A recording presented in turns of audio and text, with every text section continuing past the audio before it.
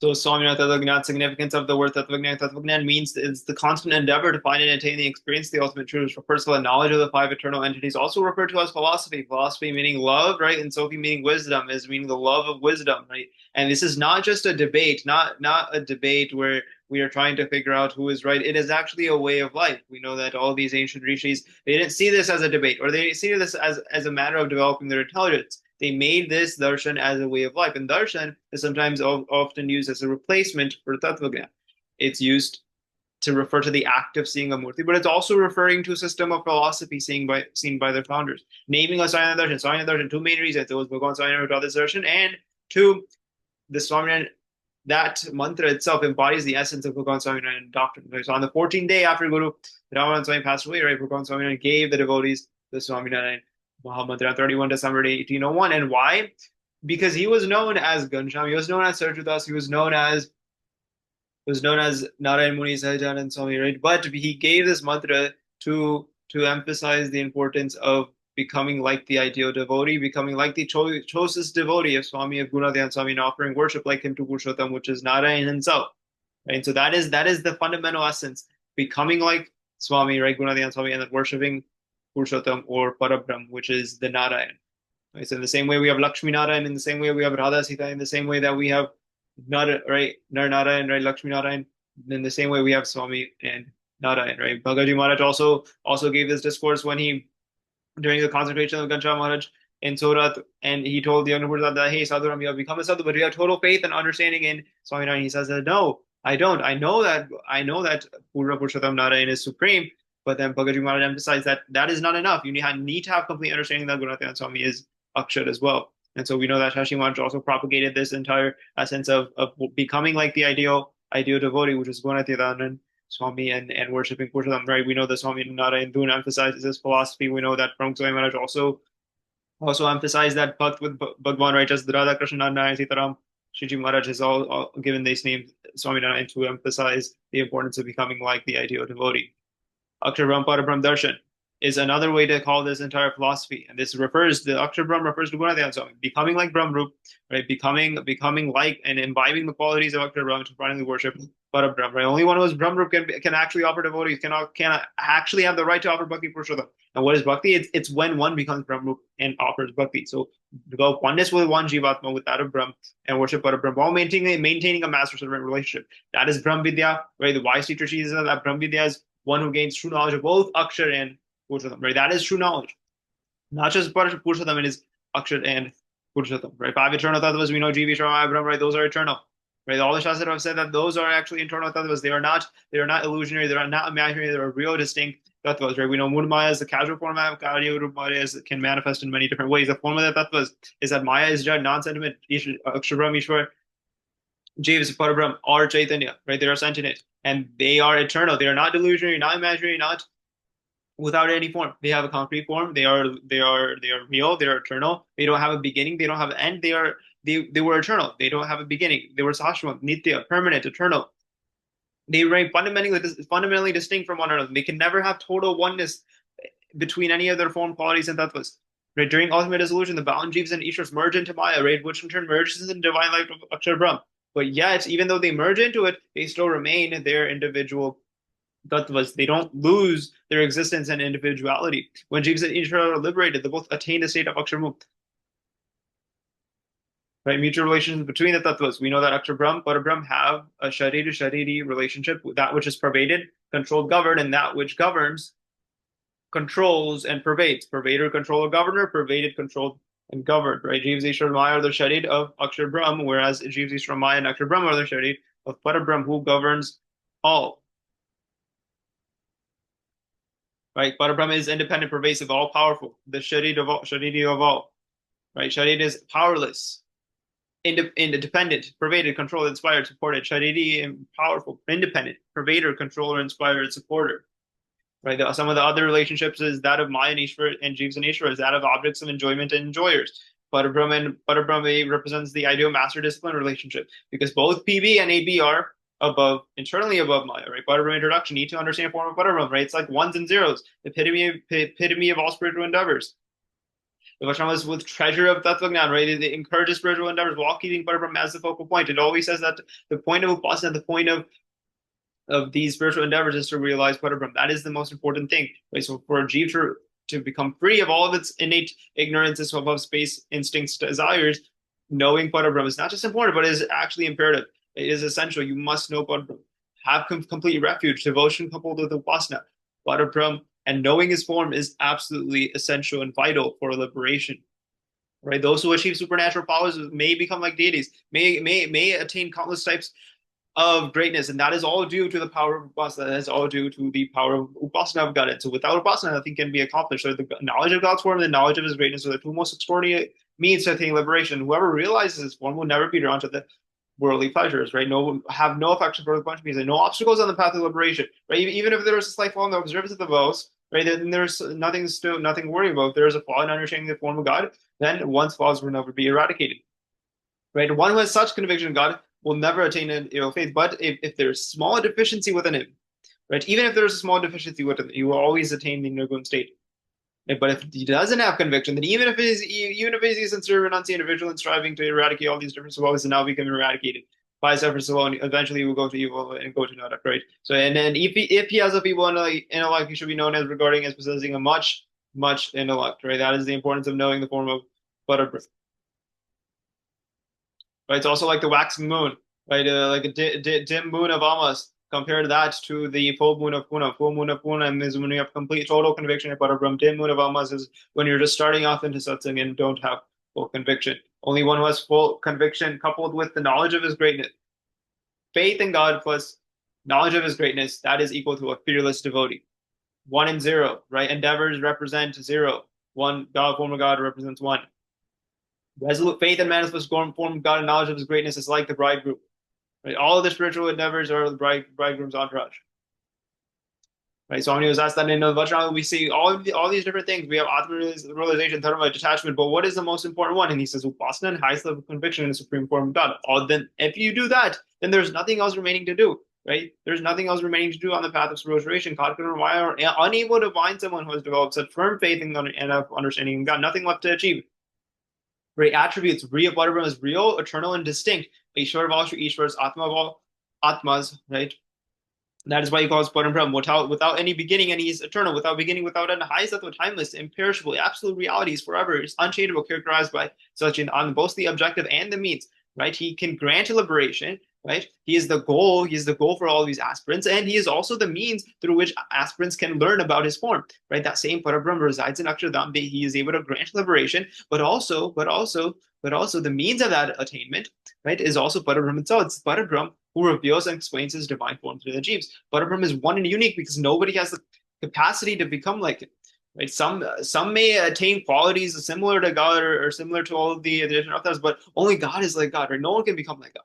Some may be able to become like Akshar. Some may be able to attain qualities similar to him, right? But no one can ever challenge him. No one can ever become like him, right? Parabrahma will always remain supreme, unique, right? Nobody has the capacity to be like him, right? Saguna and Nirguna, right? Saguna is referring to the infinite divine qualities and redemptive qualities, right? That Bhagavan has. Nirguna is referring to the fact that he does not have a Mayik, mundane form, or any Mayik attributes. The 6 traits are Gnan, right? Knowledge, Shakti, power to do impossible, bud, strength, Aishwarya, ability to control, Vidya, not influenced by anyone, and Tejas, brilliance. He has countless of these other redemptive divine virtues as well. Satya, Daya, right? Shama, Vidiksha, Sukh, bliss. And these justices are unable to fully describe the glory and virtues of Parabrahma. That is why he's known as Gun Nidhi, Gun Ratnakar, Gun Sagar. Right? And sometimes he may conceal some of these immense virtues to act like a human being for the sake of liberation for the jeeves. Right? And he is also known as Nirgun because he has never had any faults, worldly faults and imperfections. He is unveiled Vyatarik, unveiled in the fact that he resides in all the jeeves, right, through his eminent form, and Vyatarik meaning that he's transcended. He resides constantly and forever in his Akshardham. Right? It's the unveiled form of Parabrahma that resides in Akshar, resides in the jeeves, resides in the Ishvars as its witness. Right? And even though he is residing in the jeeves and Ishvars as the witness, he is not bound or he's not affected by the Mayik attributes or the Mayik traits that are attributable to the jeeves and Ishvars. Right? Parabrahma is the ocean of bliss as well, right? Someone would discard all the pleasures of Vishnu just for a second of the ocean of that God. Right? If you were to gather all the pleasures of the Brahmans, right, that is not equal to even a 1 millionth of a fraction of bliss, which is present in just one pore of God.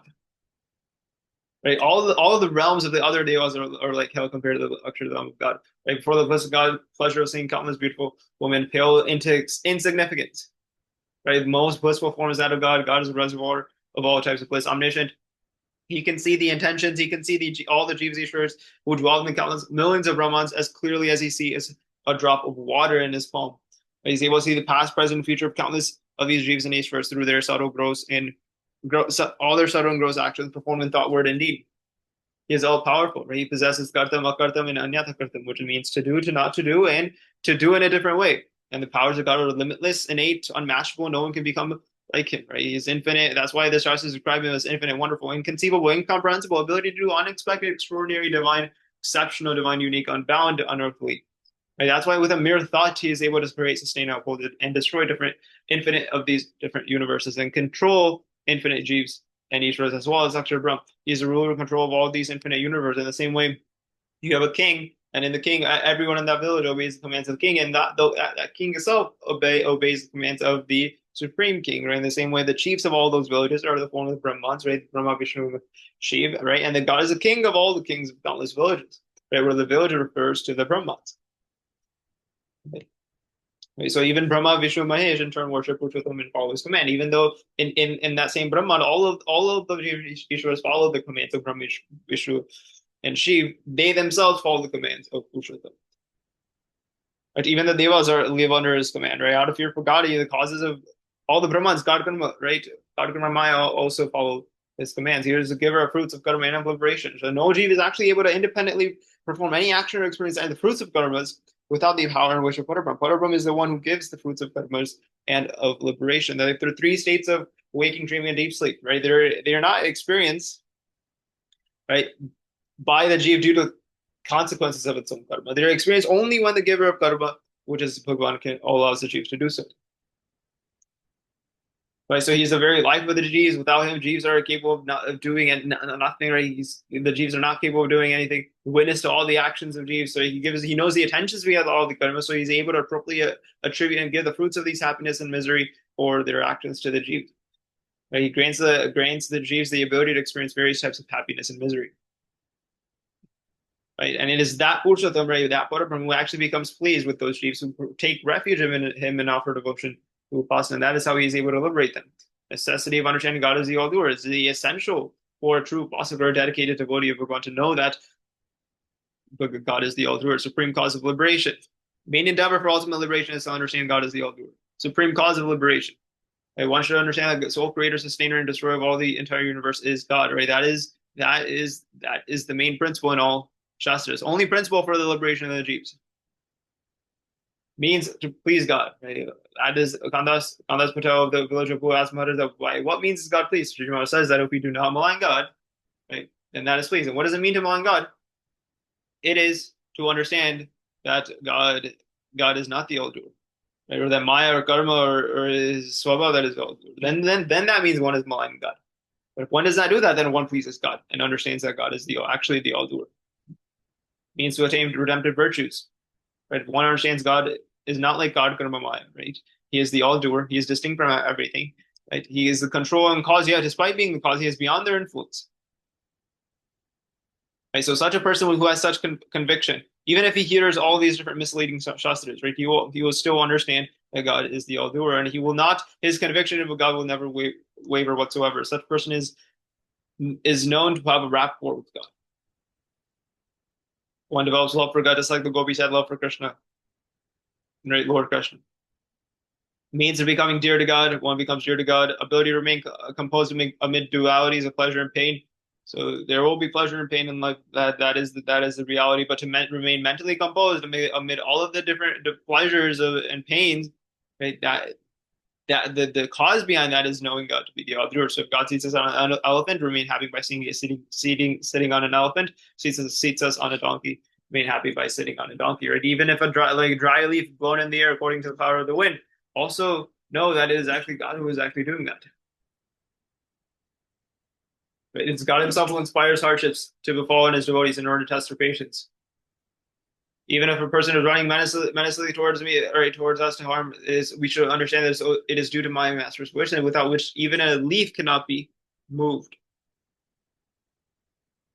But it is God who inflicts hardships and sufferings, and it is because to test the patience of her devotees.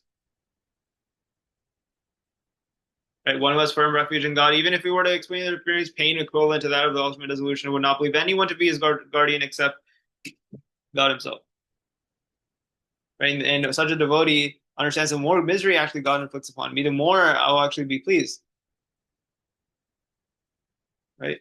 Because God inflicts misery and hardships to test devotees' patience. Worse sinner. Disadvantage of not understanding God as the all-doer. Worse sinner, no worse sinner. One who does not realize God to be all-doer will always remain unhappy. All doers dry leaf, blade of grass, all the 24 tattvas of Purush deities, not able, powerless to do anything without a blade of, without him, without his wish, not even a blade of grass is able to flutter. Everything happens by the will of Krishna. And I thought God appears like a human being, but he is not. He is the creator of all. He is able to create countless millions of Brahmans into his body and absorb back into himself. God is the inspirer of everything of place. God right? He is compare that to Shishumar Chakra in the same way that is dependent on the North Star, and in the same way all the subjects of king are dependent on the king. Right? All of the different devas in Brahmana are also dependent upon Purushottam Narayan.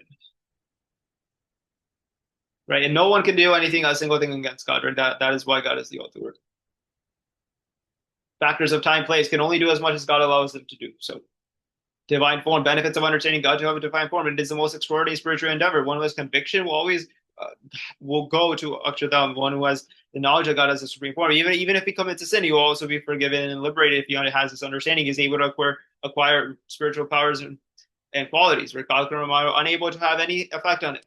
Disadvantages. Right? It is graver than the five grave sins regarded as committing blasphemy against God.